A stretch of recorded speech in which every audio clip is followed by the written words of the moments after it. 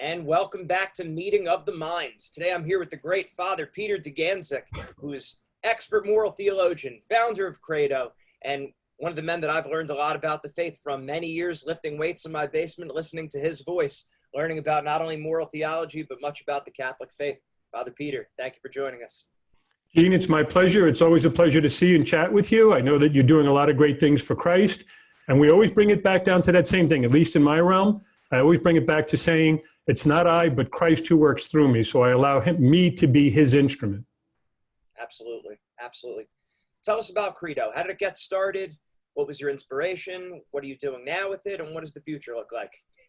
You know, it was an interesting little thing. I don't know how many people out there do remember Tim Haynes. Tim Haynes had started the Vericast network, and he was trying to do great things for Christ. He was doing great things for Christ.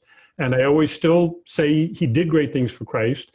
And at one point, we just linked up with each other and we started brainstorming a little bit because, you know, I said to him, listen, I've always wanted to try to do more. You know how it is, Gene. I mean, to do these kinds of things does take a lot of effort. It takes a lot of planning. You can't just fly into things. Tim was putting a lot of time and effort into it. So I said, how can I help? And he said, well, if you wanted to do your own show where you led it and he would participate in it, great. So we went back and forth with a whole bunch of different titles, a bunch of different things. And at the end, I said, listen, my whole thing, everything that I do in my priesthood right now is trying to combat the dictatorship of relativism. When I had gone back from my advanced studies, I had encountered the thinking of now St. John Paul II. I had spent a lot of time looking at things done by Pope Benedict. And that was their major theme. How do we combat relativism? And how do we put truth back as a centerpiece? And that's when it dawned on us, well, we're believers. And the people who watch us are believers. I believe, Credo. So we came up with the title Credo. We took that with the subtitle of basically dealing with truth in an age of relativism. We did quite a few episodes together. And then when Tim was just reaching a point where many of us who are out there, YouTubers or media types who are trying to get things, it starts getting hard. It really does. And I remember talking with him about it, his whole decision to kind of put Vericast on a back burner, at least for a little while. And then he just decided it probably would be best to move on. And he has moved on. I don't know if you're ever in touch with him. I still keep in touch with him. Great guy, great Catholic, really does understand the faith. And I always encourage him. I said, listen, you had a powerful voice. There was a lot of people who wanted to hear what you had to say. So maybe the Holy Spirit will inspire him again someday. We'll see. But when he dropped Vericast, it left me alone. So I had to think of how I could do it myself. For a little while in my previous parish, I tried to do it vlog style. Now, I don't know if you're familiar with the vlog style. There's a lot of vloggers out there who basically just record things all day long, or they do little clips, or they do. So I would interview some of the parishioners, or I would talk with some of the staff. And that was a lot of fun, but a lot of work. It was a lot of work to get it. And I think I did like 70 or 80 episodes of it. I did it while on pilgrimage. I did it around the parish. And it was a lot of fun. I had a lot of fun doing it. And then I moved. And like anybody, I guess when you move, your pattern changes, everything changes. And I just, after about a week and a half here, kind of put that aside. The lockdown came. And during the lockdown, I'm saying, maybe I could revive the vlog. Maybe I could try to do that. And then I said, you know what? You know as well as I do, to do just something straight out, to not have to edit, to just would be a little bit simpler. So I said, I got in touch with Tim. I said, listen, if you have the materials, you have different things, I'd like to try to just do Credo. I decided to go 2 days a week for about 20 minutes each episode, trying to take, again, contemporary topics, things that are going on, and comment on them from sometimes a moral standpoint, from an ecclesial standpoint, from whatever it would take to help us to get deeper in the faith and understand the truth. And so now I think I'm back to over 30 episodes since I revived it and going strong twice a week. I took a little time off during the summer, of course, but twice a week since the spring. That's great. That's great. We're all thankful you did it. And I remember hearing Tim's voice plenty. You and him, the two of you were in my head while I was lifting weights for probably about 2 or 3 years. I listened to every one of the Credo episodes, every one of the Vericast episodes. I missed him tremendously. He did a couple other shows on Vericast, obviously, that were also very interesting. The one that he did with an atheist was one of my favorites. Yeah. Which one was that? I don't think I was really listening to that one. It was a guy who was in England. Somehow they'd come together, and I'm blanking on what he called the show. But it was a great show. He would always talk like, he didn't look forward to it sometimes because he knew it was going to be heavy or be difficult. And he would always go to adoration before getting on with this guy because he knew it was going to be a real tough conversation, dialogue. Yeah. Are they still saved on a podcast? From what I can see, Tim pulled everything offline. So everything that was from Vericast is now in his archive someplace. Okay. And that must have been a lot of material because I know he did several hundred Vericast episodes. Oh yeah.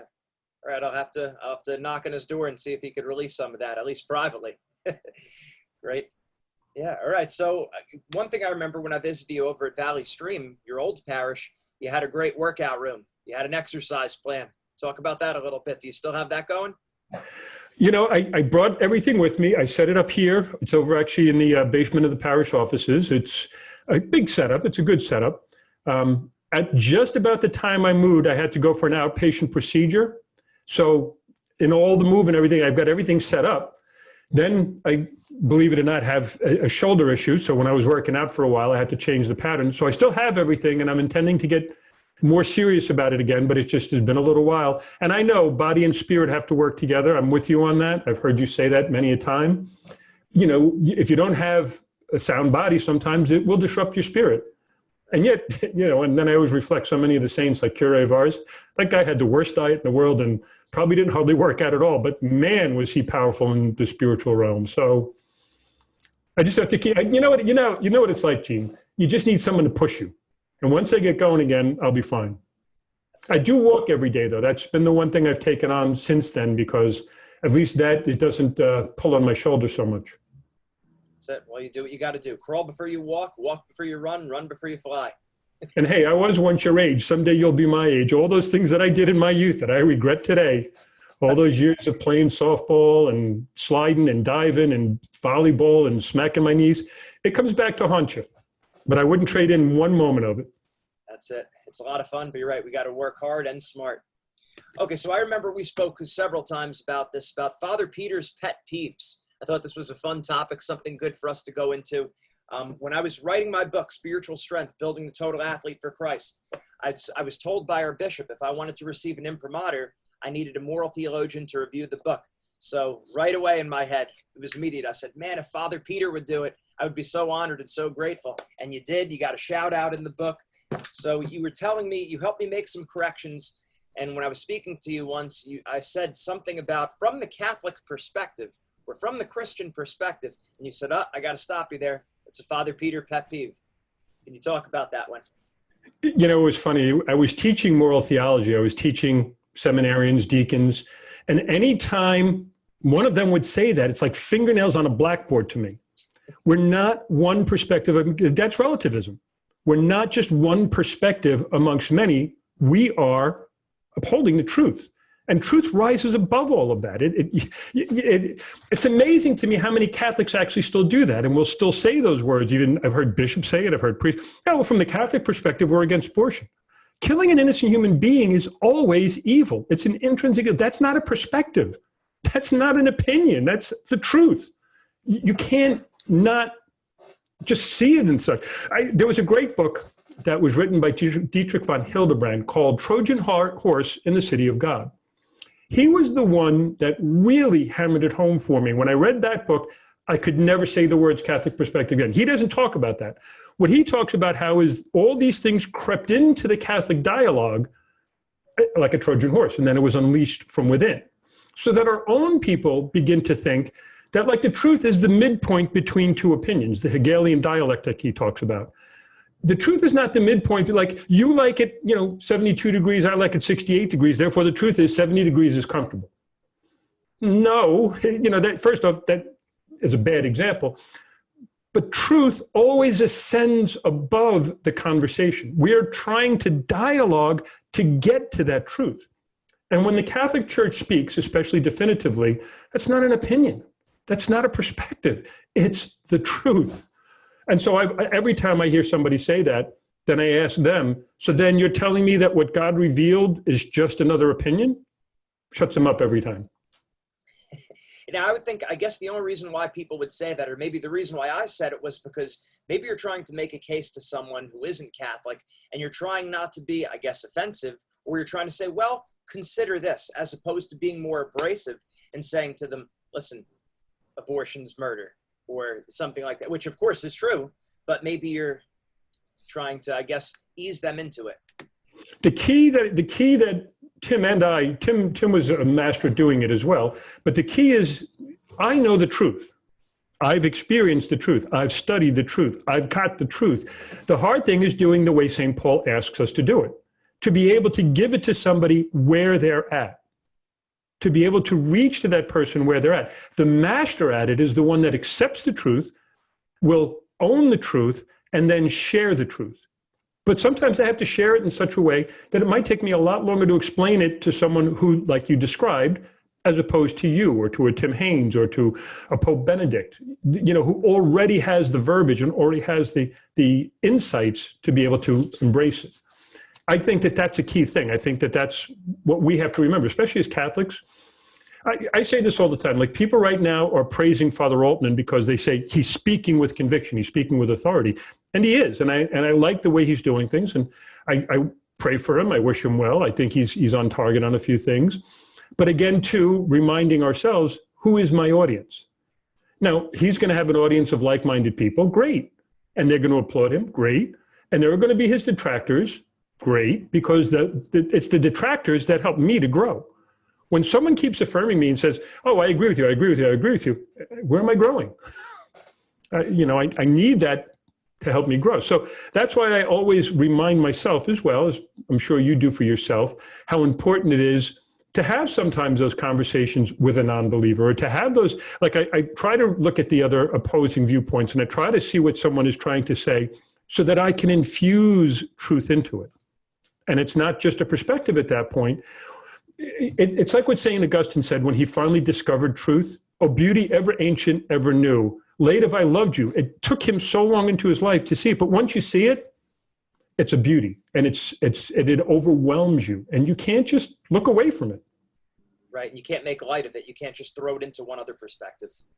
Because it's not a perspective, it's God's revelation to us. Makes sense. Makes sense. Active participation in Mass.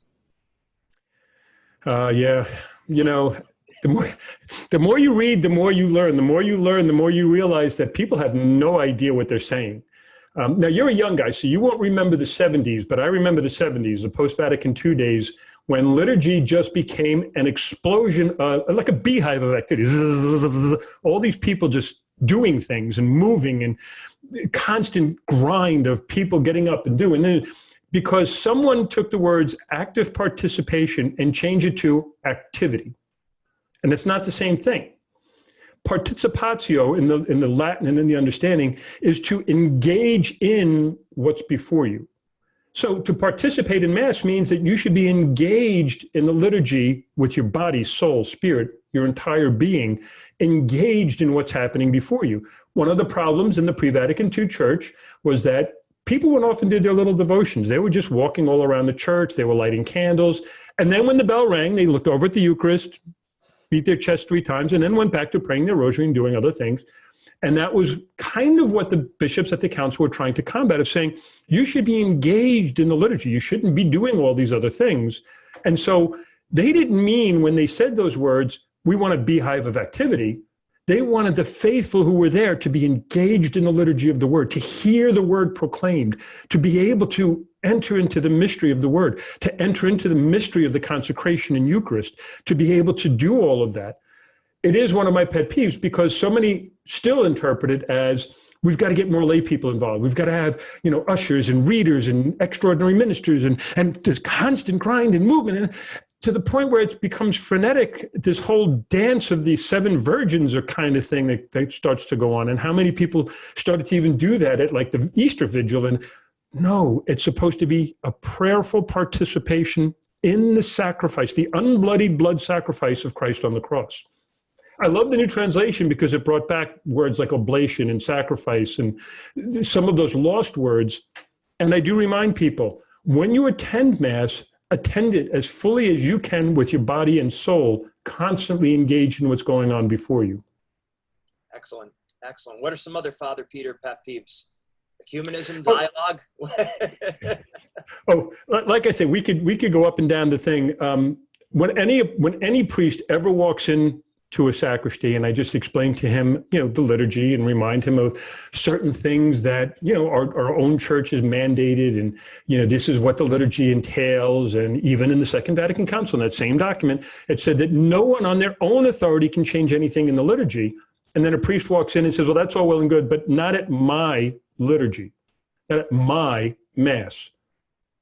Oh, that's again like, the hair on the back of my head starts to stand up, because I get like, it's not your mass, Father. It belongs to Christ. It's the church's mass. Where do you get? Well, that was the mentality of Vatican II. That these guys. A brilliant friend of mine since passed away. He was just a brilliant priest. He was in the seminary at the time of the council. He was ordained, I think, in 65 or 66. So he saw the pre and post. He experienced it as a young person before entering the seminary, obviously the pre-Vatican Council, and he watched some of the nightmare that happened after. And he was well educated. He understood everything. He was really good at it. And he said it was like the clock spring that just got so tightly wound, which was part of the problem of pre-Vatican II, that the liturgy had gotten so tense of getting it right that they forgot to pray. He said, once that spring broke, nobody paid attention. It just burst in every direction, and everybody was running around doing whatever they wanted. That wasn't the intention of the council. He goes, I never did that. I prayed the liturgy as it was in the book in front of me. And that's, since I met him and we've spoken, he mentored me so well. I always say, do the red, read the black. That's it. So whenever I say Mass, I go out and I do it the red. The red are the rubrics that are written in there, that are explained to the priest. So when it says to put your hands out or bring your hands together, do the red. Read the black. Don't make up prayers. Just read the black. Right. It seems too simple, doesn't it? Yet. Right. Makes sense, but that's what we should be doing. Excellent. Or the priest should be doing. What else? Can you give us one more Father Peter pet peeve? People sitting in the pews, and this is impossible to stop. People sitting in the pews that go, and with your spirit. What, are you throwing Jesus back at me or something? There's nothing that calls for the waving of hands. Again, maybe this is the misinterpretation of the active participation thing, that you've got to be making all these additional gestures. And no, there's nothing that calls for. There's nothing that calls for holding hands during the Our Father. I've written on these things in bulletins. I've mentioned it once or twice, but people still do it. And you're not going to stop them, I guess, because that was the habit that they got into, the liturgy, if you will, that they got into. Not necessarily making it an actual liturgical gesture, but when these things are thrown back to the congregation does come back and they say, no, it's not an appropriate gesture, so don't do it. It looks funny when I'm looking out, and I try not to look at people. If you ever watch me saying the Mass, sometimes I'll put my head down at that point, put my eyes down, so I don't see this, because it looks silly when half the congregation's doing it. Hey, Father, hey, here, he's back at you. And that's why they also got back to et cum spirito too, and with your spirit. The way it was worded before, and also with you, made it seem like it was like, oh, and with you too, I give it back to you. No, and with your spirit, which is a biblical phrase going back to, I think it was the prophet Elijah. Excellent. Now let's get into some moral theology here. So I remember where I was when I heard you explain the object of the act, the full consent of the will, and full knowledge. Right? Those are the criteria for, what is that, for it to be grave matter, for it to be a mortal sin. You have to have well, you actually got it a little bit, but anyhow, for a thing to be a mortal sin, has to be a grave act or a grave evil. It has to be with consent of the will, and it has to be with full knowledge. Yep. I just did a credo on that back, because everybody's throwing the words mortal sin around. It could be a material sin, but here's the problem that you get into, in moral theology especially, when someone goes around and says, Gene, what you just did is a mortal sin, that is a judgment phrase. Even the Baltimore Catechism says, don't say that. Grave matter. I don't know what goes inside of Gene, so I don't know what his process was. I don't know what level of ignorance he had. I can say, Gene, what you just did is a grave moral evil. You just killed an innocent human being. That's a grave mortal evil. That can't be changed. That material sin can't be changed. But whether or not it's a mortal sin, this is, again, you want to throw it into the realm of pet peeves. When I hear those words now, when someone says, so-and-so committed a mortal sin, how do you know? I can base it on an objective outsider's perspective, but I can't get into your soul or into your mind or into the mind of God. And that's why so many people get boxed into a corner. Just say, killing an innocent human being is always intrinsically disordered. It's always evil. It can never be justified by circumstances or intentions. But whether or not you will burn in hell for it for all eternity, having committed a mortal sin, that's a second question. Makes sense. So I'm sorry I interrupted you, but no, that's great, excellent. And I remember bringing this up to a priest before, and he said, "Well, that's a very Western way of looking at it." And he said the East looks at it a little bit different. The East looks at it and says you're either moving, and I don't know if this is true or not, you're either moving towards God or you're moving away from God. And the West likes everything like clean categories. How do we respond to that? Is that relativism? No, not really. First off, there's a bit of proportionalism in there. There's a bit of subjectivism in there. And that had crept into the moral theology of the 70s. So some of that is that, and they would justify it by pointing to the East. If you turn to Eastern Catholics, you turn to Eastern Orthodox, they don't say that. They don't say that, it's just a matter of either you moving toward or away from God. I'm going to say to you right now, Gene, move toward God. Orient and order your life towards God. When we talk about sin is what detaches us from God. It pulls us away from God. So we also have to talk about sin. Now, what some people try to do is they want to get out of that almost semi-pharisaical conversation of trying to be able to understand what it is. So I don't approach somebody that I see doing a grave moral evil and say, you're doing a grave moral evil and here's a theology on it. But I will try to help them to themselves begin to discover the evil that they're committing so that they can embrace it and start to move toward God. It's a real sticky thing because when people will do, when a priest will do something like that, great, Father, but how can I help my people if I'm not pointing out to them, oh, by the way, this is a grave moral evil.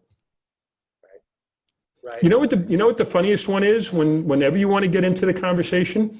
Abortion is one thing. Everybody knows where we're at on abortion. Try a conversation on contraception. Even with priests, try to have a conversation on the evil of contraception and why it's an evil and what was said in Humanae Vitae and what John Paul II did in theology. You want to see heads explode? Try that conversation. Yeah, I believe it. 98% of Catholics accept contraception.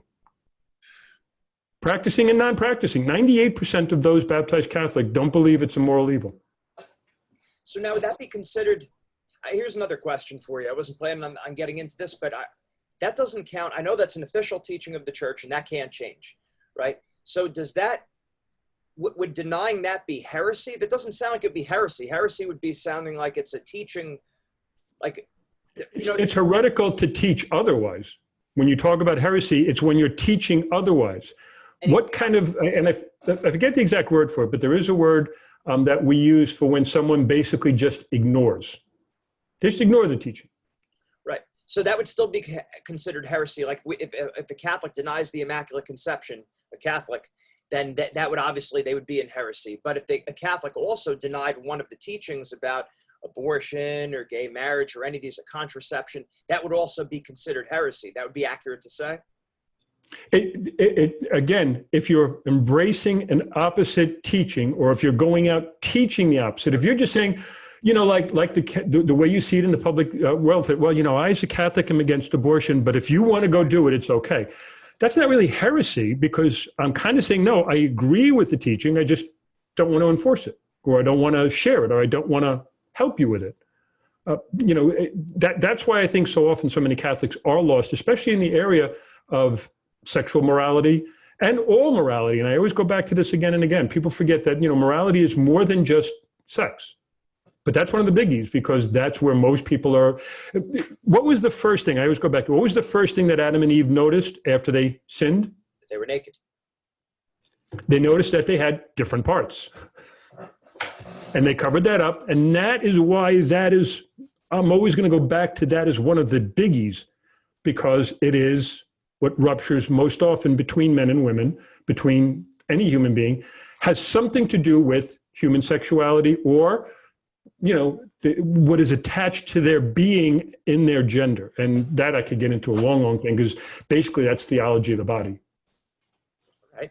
Right. Now, a couple concrete situations. So I've been reading Father Dominic Prumer's old book on the Handbook of Moral Theology. I was learning a lot about the difference between remote participation in a sin. So I didn't realize until I looked at an old book that there's different degrees of being an accomplice to sin, right? So I mean that's kind of basic. I should have known that, but I didn't.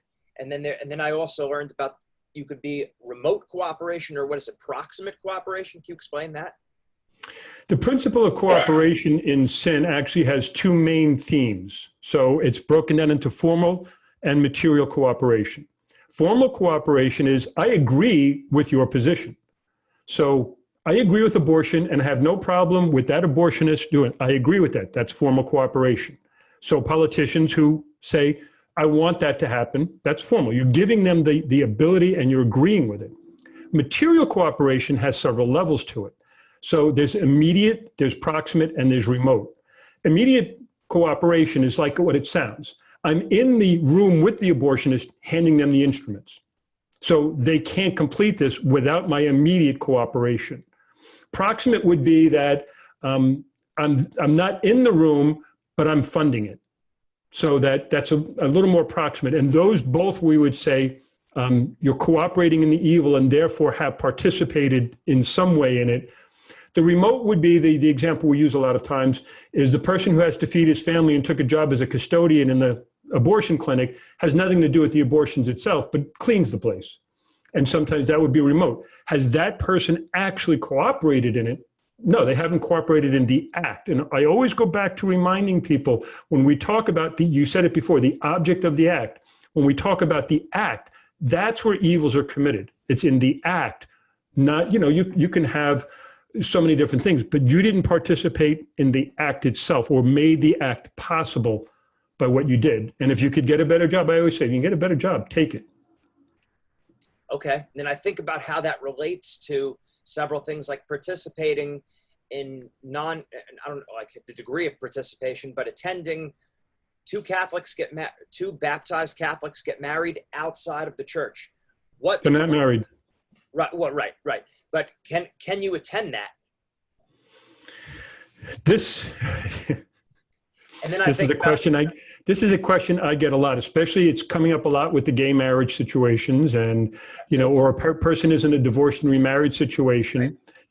This is a real sticky thing because now me as a priest, I cannot. As a priest, we were told we cannot attend it. We cannot give it any Catholic credibility whatsoever. So I, as a priest, if I show up, have a much different place there than say you would as a layman who would show up because they're a good friend or they're a sibling or something. This is a person you love. I disagree with what you're doing, but I love you tremendously, and love is much bigger than this one moment. And so I'm not going to abandon you in all of this. So when the question comes up for me, are you a parent or are you a distant person that has nothing to do with it? Are you a well-known Catholic in the group and they're inviting you only because they want you to give Catholic credibility to their act? These are all questions that have to go. So the type of presence that you bring makes a huge difference. I've counseled plenty of parents who have gay children who are going for their ceremony as to what to do. And I always say, remember, this is your child. This is not someone that you want to abandon. And if you handle this poorly, your child may never come around and you'll never have a chance to help them recognize the evil and to recognize how they've put their life on a path of destruction.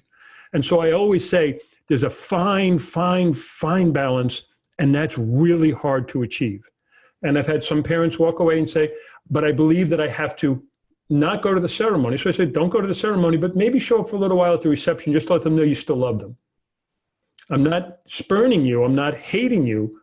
I still love you, but the act that you're committing is troublesome. It's very, very troublesome. Yeah, it's definitely a difficult situation. I've had all three of those situations you brought up happen within my family and my wife's family, literally Mine too. In the past year and a half. And all I want to do is be a faithful Catholic. I mean, I love the people. Usually it's cousins, aunts, uncles. They mean well. They're not, they were baptized and confirmed, so they should know better. But let's face it, they lived as lukewarm Catholics. Christ really is not in their heart. I hope he will be. But then how do you handle that? I know a lot of people, I'd get into the debate with my mom. I would say, well, I don't think we should go. And she'd say, well, then you might lose them forever. So she's thinking more practically. And I said, well, we're not leaving any room for the Holy Spirit to do work as long as we handle it charitably and have a conversation. What are your thoughts with all that? You just said it as well as anybody. I mean, I agree with the way that that's coming out. You have to take each case on a case-by-case basis in this regard.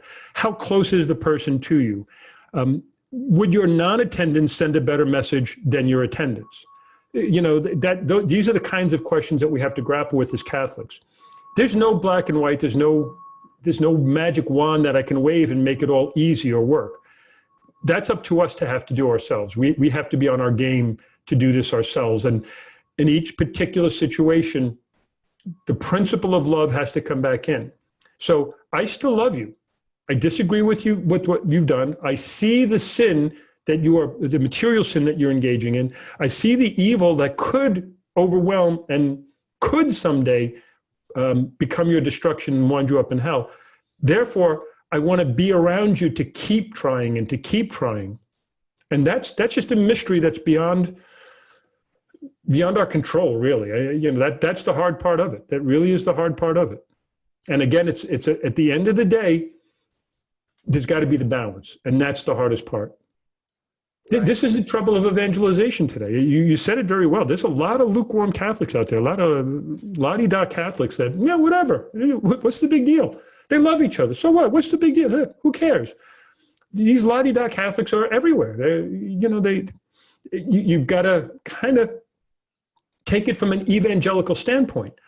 Jesus, I like the portrayals of the warm and fuzzy Jesus that we get so often. What would Jesus do? I did a whole episode on that because it drives me nuts. What would Jesus do? He sometimes would take a whip of cords and throw things around. We've got to figure out how to best get the message out that there are certain things that are just, if you keep doing them, you will end up condemned. Yeah. And when I read older books about praying with non-Catholics, so it could be Protestants, Orthodox too, that it seemed like it was strictly forbidden. And they were saying things in the books, the moral theology book, about not participating in any way. And then I think it gave some kind of room for potentially like in remote participation, but it just seemed like it was much more clear. And it's difficult because that's just not what we hear these days. But we also have to keep a balance. I mean, the Second Vatican Council did a whole thing on ecumenism and wants to try to have dialogue. The problem with that became, the practice of ecumenism became, we're going to all just sit around and pretend there's no difference between us, and we all worship the same God after all. So what? Well, no, we don't all worship the same God. Let's get something straight. The Catholic is the only way. So ecumenism, I was studying with a guy in Rome who was from Alaska, great guy, was doing a dissertation on ecumenism. And I said, well, after the first chapter entitled, "We'll welcome you back with open arms," what do you write? But he said it's a lot finer than that, especially when you get into dialogue, say, with the Orthodox, whom we're much closer to in many ways and agree on the seven sacraments and all these things. Ecumenism was meant to open up a dialogue with our separated brethren, but it wasn't meant to water down the faith or cash in the faith, which is what ended up happening. And I went to too many of these ecumenical gatherings when I was a seminarian or a layman, in which I said, what's the point? If we're all just going to stand here, hold hands and kumbaya together, at the end of the day, who's right and who's wrong? So we all believe in Jesus Christ. So with Lutherans, we believe in Jesus Christ, but your theology of the Eucharist is messed up. You've got to come back and understand the Eucharist. When is that dialogue going to begin? So just emphasizing our commonality isn't enough.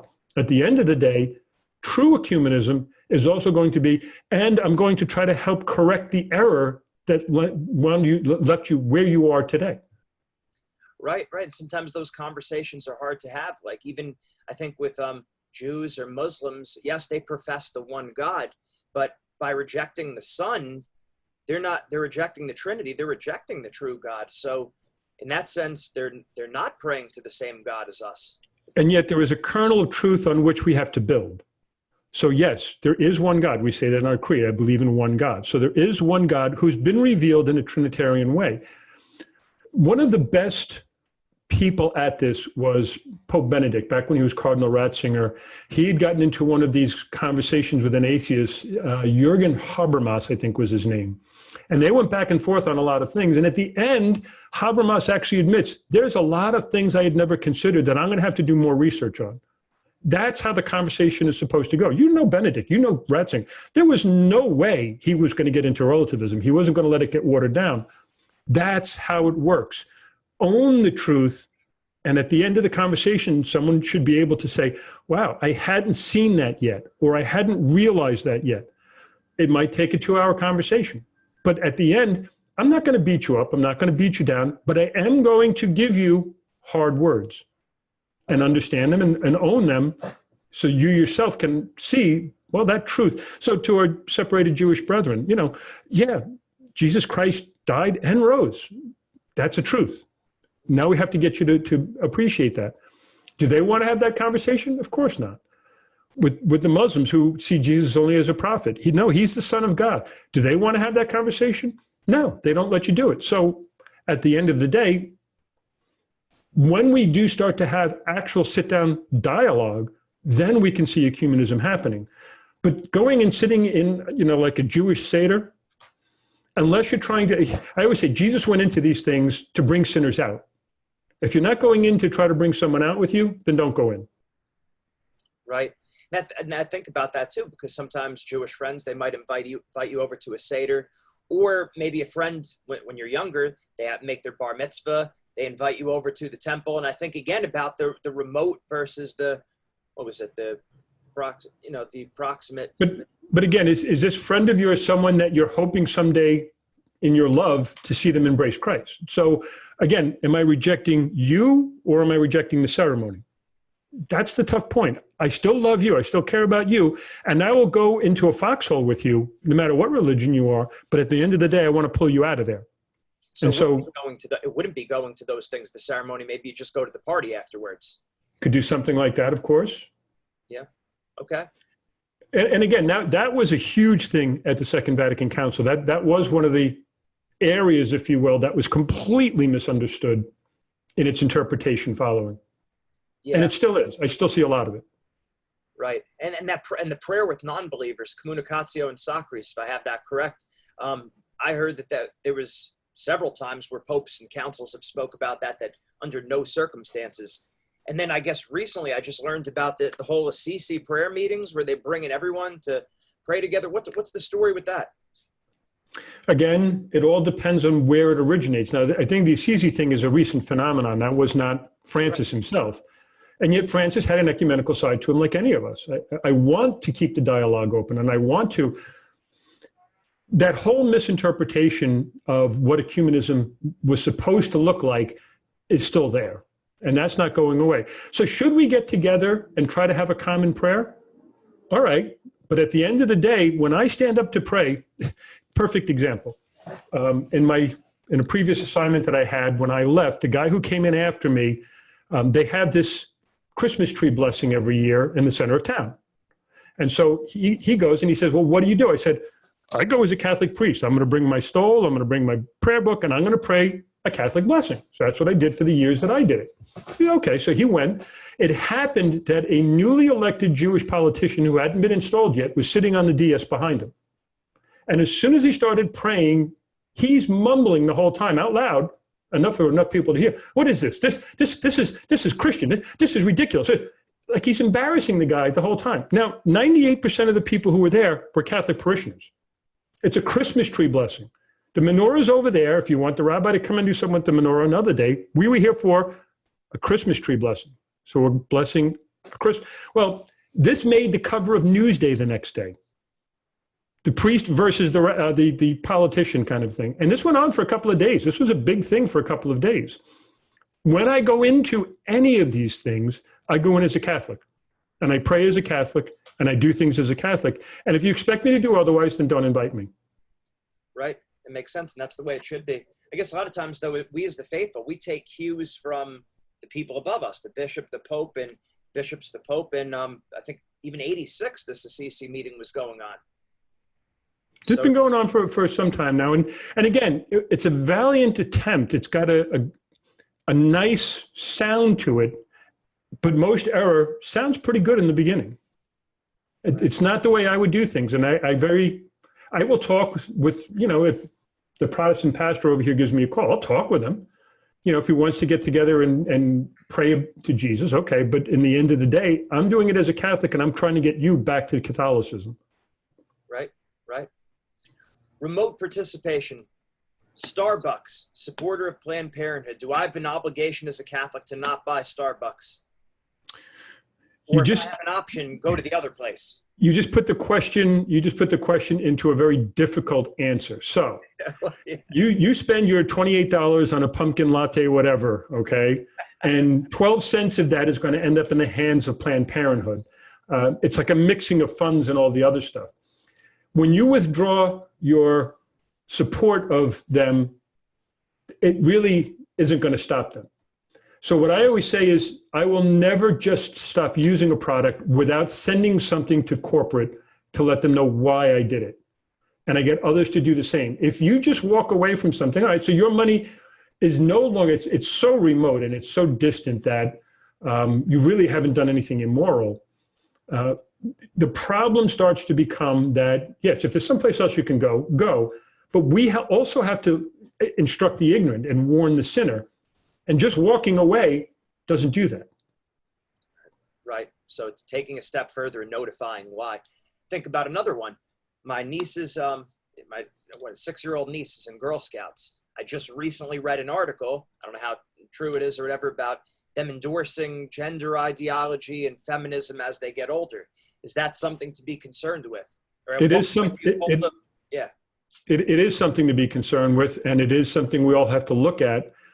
There are different branches, if you will, of the Scouts, and that's the difficulty in this, because we'd have to check the branch. Is the Girl Scouts USA in bed with NARAL and Planned Parenthood? Yes, they are. And we all know that, and we all have to keep an eye on that. But the local troop that meets at a Catholic parish might not be affiliated with that particular Girl Scouts, so you always have to check into it. Many, many, many Catholic parishes have dumped them all together and have just said, we're not going to even try to survive this anymore, save this anymore, because it can't be saved. And there were alternatives, and I can't remember the names of the alternatives, but there were alternative scouting programs for the girls. Same thing now with Boy Scouts. They're letting in the girls and they're doing all this other stuff. It's to the point where you've lost your identity. So if I'm going to do anything, I'm going to try to revive it by bringing it back to truth. And if you have to start something fresh or new, then do it. Right, because that seems a little bit more insidious there, because now it's bringing in all these creeping thoughts that are wrong. Here's the danger. Do I stop sending my kids to school because the schools are filled with error? They bring Planned Parenthood to talk to kids. They do all of these different things. I mean, again, I can't live under a rock. So the best way to do it, I always say, start with prayer. People forgot things like mortification. They forgot things like penance that are not offered just for the reparation of my own sins, but for the sins of others. Our Lady in Fatima told the kids, fast and pray to change hearts, to change sinners when they had the vision of hell. So what did they do? They started wearing these rope belts around their waist that made them uncomfortable. They started giving their food away to the sheep to change the sinner that they may never even meet, or they might meet in heaven someday. But that's, there's other ways to combat these things. These organizations that are out there don't just need us to get in their face. They need us also to pray for their conversion. So pray. I also say, too, that we've got to start educating ourselves. You were right. There's a lot of Catholics who are just so badly catechized, they don't even know what's happening. They don't even know what they're up against. Right. It's a much bigger problem today than I think it has ever been. That's why so many people are talking about, this election is basically the new Armageddon. The ideologies on either side of it are just so stark and opposed to one another. Is any candidate ever going to be perfect? No. There's no human being that's ever going to do that. It was Jesus Christ and him alone. But by the same token, we do have to evaluate who's purporting more evil and who's going down a path that's more dangerous, And there's no doubt in my mind that everything that's on the Democratic platform is far more dangerous to us than the Republicans, even though some of the Republican policies are really problematic. Most of those I can try to address in other ways. So it's very, very dangerous right now. Very, very dangerous time when it comes to that. Makes sense. Vaccinations. It's my understanding there's certain vaccines that are derived from embryonic fetuses that were aborted. And sometimes you could make a choice between, I want this strand versus that strand. So you don't have to get, as a Catholic, you could request the lineage of the vaccine that's not derived from aborted fetuses. But I believe there's one or two of them that you can't. How much of an accomplice are we there? Should we still vaccinate the kids? What are your thoughts on that? I'm going to go back to the links that I sent you in the different things. This is like anything in moral theology, the killing of the fetus is immoral. Right. Use of a vaccine sometimes can be seen as so remote that, of course, we're going to say if it's for the health of your child, you could pursue the vaccine.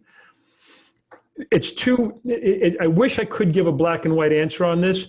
If there is a direct link between it, then no, you cannot use that vaccine. But the vaccine already exists. The evil has already been done. There was an interesting document done with frozen embryos. They take all these things, they do their IVF, they get their child, there's still 6 more embryos. Now what? They all end up sitting in cryogenic freeze ad infinitum, at some point having to be destroyed. The document that the Vatican wrote on these is like, we don't have a real answer right now. The evil has been done. Those babies are there. But what can be done to destroy them is to kill them, to take them and try to implant them in others. The fact of the matter is they should have never been created. It's donum something. But at the end of the day, that's an evil that was done. And you can't undo it by, there's nothing you can do to undo that evil that was there. Those embryos are sitting there. Catholics who have justified IVF to me have said, well, we'll make sure that all of the embryos are used. Well, thank you for that, but they should have never been created. The same thing with these vaccines. Should they have been created from fetal tissue? No, but the fact of the matter that they were, and it now exists. It's a little different. It's problematic. The moral theologians, that's one that they really grapple with, because the good of the vaccine for your child is also something that we have to look at too. You can never outweigh the evil. And so that's another thing we look at, and you get into this quandary. And so people who say that they're anti-vaxxers, you can't say that across the board. Right. You have to sometimes look at, like you said, the alternatives, if there are any out there. And I would say any parent who hears this, educate yourself. Educate yourself as to what really is being put into your child's body. Not just that it maybe came from fetal tissue, but what is actually being put into your child's body? What is being altered in your child's body by that vaccine? I myself try to avoid using as much medicines and other things as I can for as long as I can until I have to use it. I would say the same thing. You have to look at the vaccines. We have to live in the good of the society, but also ask yourself, what am I actually putting in my child's body? And I wish there were a black and white answer as to which ones and which ones not. I don't have the answer to that question, and I don't think the church has been able to answer it, because the evil that was done has produced something, and I can't undo the evil. So sometimes they say using that vaccine, like the difference between using stem cell lines as opposed to active fetal tissue is very different. Those stem cell lines were created. You can't uncreate them, so they're out there. And that's what the Bush thing, if you remember, no new existing lines can be created because that would be new killing. But the existing ones that are out there, they continue to use them because they were already done. It's a real sticky problem. That's one that there's no black and white to, unfortunately. Makes sense. Capital punishment. Now, it's my understanding that capital punishment is not intrinsically evil. It should be like last resort and only for certain situations. We're not saying, oh yeah, just kill everyone. That's certainly not what it is, but it's my understanding it is not intrinsically evil. And now it seems like people are saying it is. Well, Francis is saying, I haven't read the new document, Fratelli Tutti, but I understand that there's something in there. I have not yet had a chance to do the research on it. I can best speak at it from Evangelium Vitae, where Pope John Paul II basically along the lines of what you were saying, said it, the killing part is still an evil. Killing another human being is an evil. But there are times when that killing can be morally justified. So if I am in a war and an enemy is shooting at me and I shoot back and kill somebody, that was in self-defense. There's a big difference there. When we have to protect society from a dangerous individual, it may have to result in killing that person. What capital punishment has become in the modern world is problematic because we can incarcerate somebody now, and we do. We can take them off the streets. They're not hurting anybody. Put them in a jail. They're there for life. They're not hurting anybody. So I've protected society, which was my object, to protect society. In the principle of double effect, I foresee the possibility of maybe having to kill somebody because that's the only way I'm going to protect society in a self-defensive mechanism. In today's world, now I can't speak universally, I'll speak for America. In America, there should be really no reason to do it because it's really not a deterrent. A lot of times it drags on for 10, 15 years of court battles and other things. So the recent statements to President Trump about stopping these federal executions, somewhat I can agree with, because why are we doing these? What is the purpose of doing them? Society was protected. These people were vicious, horrible people, and society's protected. So give them the chance for conversion. Give them the chance to mend their lives. But is there a reason to actually have to use it? John Paul II left the window just a teeny bit open because he said there may be still, and that wasn't our tradition dating back centuries. So I would say, yeah, there may be still, but I think Pope Francis is trying to close that door or has closed it. I'm not sure. Right. And then the problem, in my mind, the problem would be that, let's say in our society, maybe there's no reason, there aren't many reasons why it would be justified. But if our society changed, and seeing this whole Marxist revolution of 2020, you could imagine a scenario where things shift a different direction and you might need it again. And by saying that, oh no, the door is closed, no capital punishment ever, people start pointing back to that and saying we can't do this. Well, that is again, that's the problem. And that even John Paul, the most brilliant moralist that I've read, had to say there still could be. And again, it's within the principle of double effect. So the most misunderstood principle is the principle of double effect. I can never intend the evil.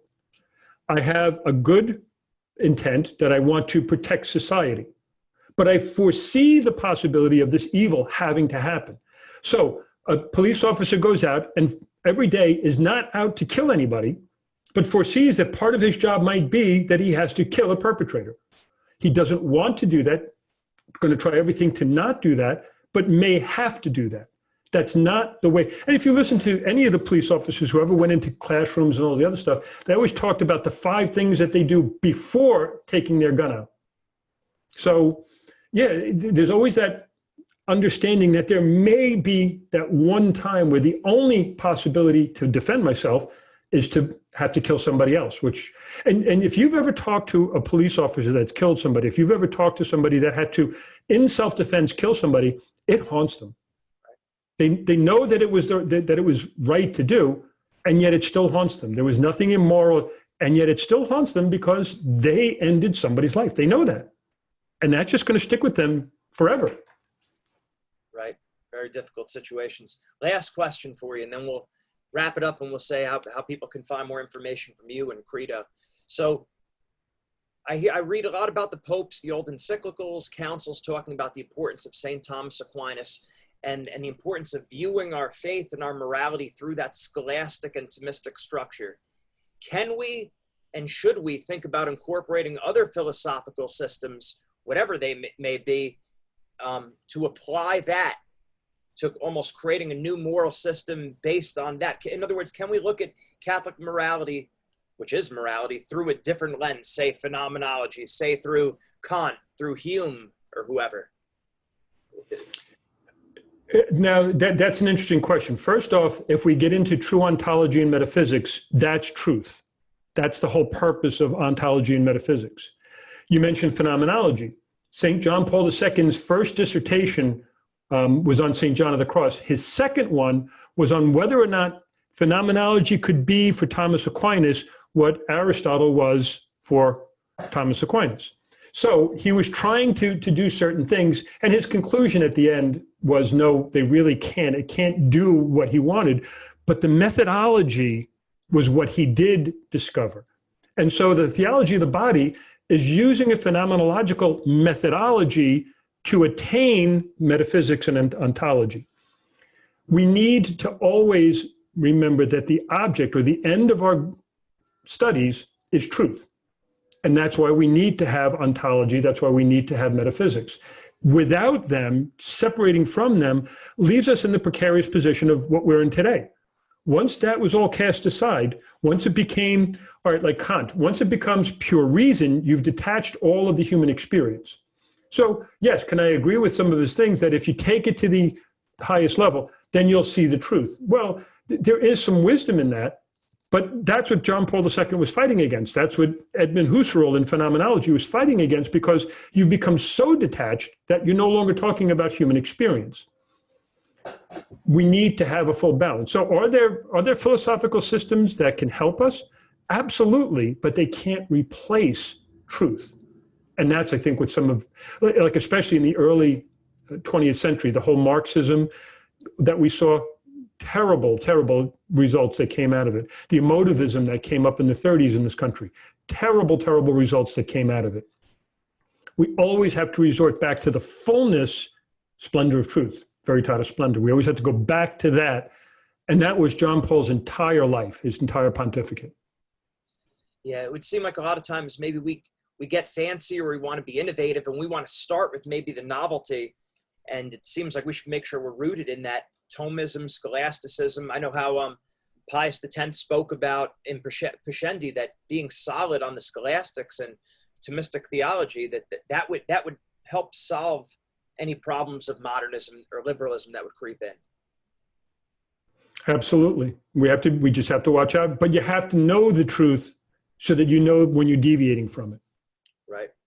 Right. Makes sense. Father Peter, excellent. Can you tell us, how can we find more information from you, from Credo, your pages? I'll link them all below in the show notes.